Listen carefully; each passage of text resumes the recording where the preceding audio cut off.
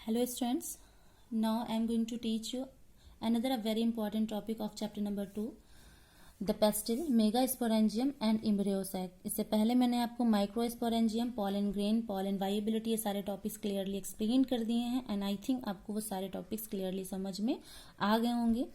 The gynoecium represent the female reproductive part. मैंने पहले lecture में आपको बताया कि एंड्रोशियम को हम मेल रिप्रोडक्टिव पार्ट बोलते हैं, जबकि गायनोशियम जो होता है वो फीमेल रिप्रोडक्टिव पार्ट फ्लावर का जाना जाता है. Each pistil has 3 parts. हर एक पेस्टिल जो है वो 3 पार्ट से मिलकर के बना हुआ है. बेसिकली स्टिग्मा, स्टाइल, ओवरी, ये 3 पार्ट्स हैं जो कि एक पेस्टिल को कंसिस्ट करते हैं. The part that receive pollen grains is known as stigma. यानी स्टिग्मा वो पार्ट है जिसका फंक्शन या जिसका नेचर रिसेप्टिव होगा, क्योंकि ये पॉलन ग्रेन्स को रिसीव करेगा. इसके नीचे जो स्टॉक होगी इसे हम बोलते हैं स्टाइल. इसका फंक्शन होता है स्टिग्मा को ओवरी से कनेक्ट कराना.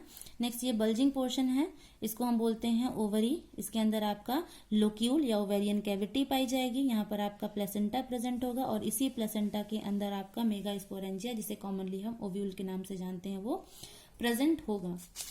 अब आइए वन बाय वन ओव्यूल के स्ट्रक्चर के बारे में मैं आपको एक्सप्लेन कर दूं. ओव्यूल, जिसे हम कॉमनली मेगास्पोरेंजिया भी बोलते हैं, इसके स्ट्रक्चर मैंने बनाया है या डायग्राम की मदद से आपको एक्सप्लेन करने की कोशिश की. आई होप आपको क्लियरली समझ में आ जाए. सबसे इनर पोर्शन जो होगा पार्ट, जिसे हम एम्ब्रियो सैक के नाम से जानते हैं, उसके ऊपर एक लाइनिंग होगी या एक सेल्स पाई जाती हैं, स्पेशल टाइप की सेल पाई जाती है जिसे हम न्यूसिलस, it's not nucleus, it is न्यूसिलस. ठीक है, पहले स्ट्रक्चर समझ लिए, वन बाय वन अभी इसका फंक्शन एक्सप्लेन कर दूंगी आपको. न्यूसिलस, दिस वन इज न्यूसिलस. यहाँ पर 2 इंटेगुमेंट्स प्रेजेंट होते हैं. इस वाले को हम बोलते हैं क्या, inner integuments, and this one is outer integuments. यहाँ पर आप आएंगे तो एक रीजन प्रेजेंट होता है जिसे हम हाइलम के नाम से जानेंगे. इसके ऊपर एक स्टॉक प्रेजेंट है जिसे हम फ्यूनिकल के नाम से जानेंगे. ठीक है, यहाँ पर आप देखेंगे कि कोई भी इंटेगुमेंट्स, इस रीजन पे कोई भी इंटेगुमेंट्स नहीं प्रेजेंट है. इस रीजन को हम बोलते हैं माइक्रोपाइलर एंड. 2 रीजन होंगे यहाँ पर, या 2 एंड पाए जाते हैं.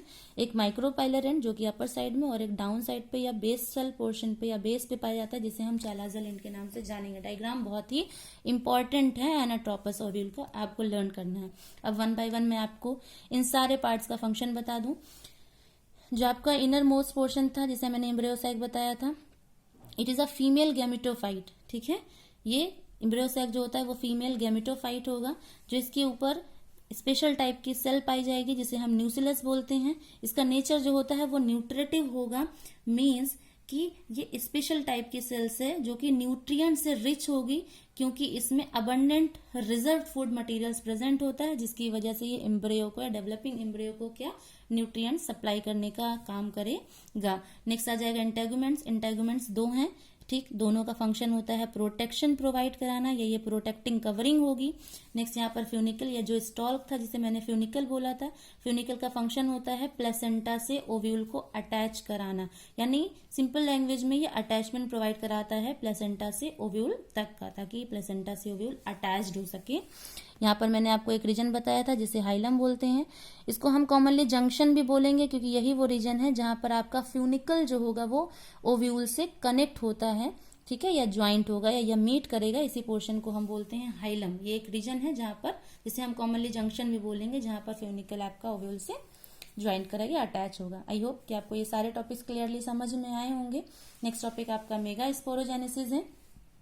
स्टूडेंट्स, मेगा स्पोरोजेनेसिस वो प्रोसेस है जिसमें मेगा स्पोर मदर सेल से मेगा स्पोर्स का फॉर्मेशन होगा. यानी वो प्रोसेस जिसमें मेगा स्पोर मदर सेल से मेगा स्पोर्स का फॉर्मेशन होगा, उस प्रोसेस को हम मेगा स्पोरोजेनेसिस के नाम से जानेंगे. आइए अब जानते हैं कि मेगा स्पोर्स का फॉर्मेशन कैसे होगा. यहाँ मैंने डायग्राम में अभी आपको बताया कि एक रीजन होता है जिसे हम बोलते हैं क्या, न्यूसिलस. यानी कि यहाँ पर कुछ स्पेशल टाइप की सेल्स होती हैं जिसे हम न्यूक्लियर सेल्स के नाम से भी जानते हैं. यहीं पर एक आपकी सेल प्रेजेंट है जिसमें डेंस साइटोप्लाज्म और प्रोमिनेंट न्यूक्लियस प्रेजेंट होगा. फिर से देख लीजिए, ये वाला पोर्शन आपका न्यूसिलस सेल्स हैं या न्यूक्लियर सेल है. इसके पास एक स्पेशल टाइप की सेल है जहां पर डेंस, या जिसके पास डेंस साइटोप्लाज्म होगा, और क्या होता है इस पे जो प्रोमिनेंट न्यूक्लियस प्रेजेंट है.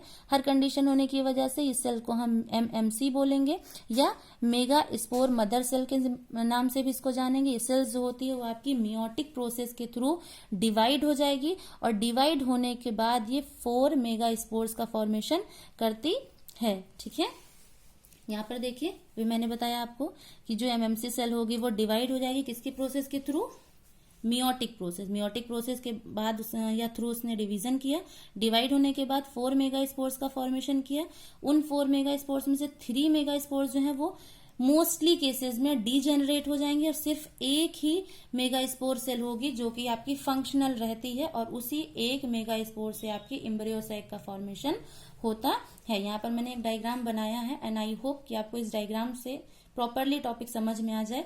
देखिए, मैंने आपको बताया कि मेगा स्पोरोजेनेसिस वो प्रोसेस है जिसमें मेगा स्पोर मदर सेल्स जो है वो मियोटिक प्रोसेस से डिवाइड होगी और 4 मेगा स्पोर्स का फॉर्मेशन हो जाएगा। इस प्रोसेस को हम बोलते हैं मेगा स्पोरोजेनेसिस। 4 में से 3 सेल्स जो है वो आपके डीजेनरेट हो जाएंगे, सिर्फ एक ही फंक्शनल रहेगी। यहाँ पर देखिए, ये न्यूक्लियर सेल जिसे हम न्यूक्लियस भी बोलते हैं।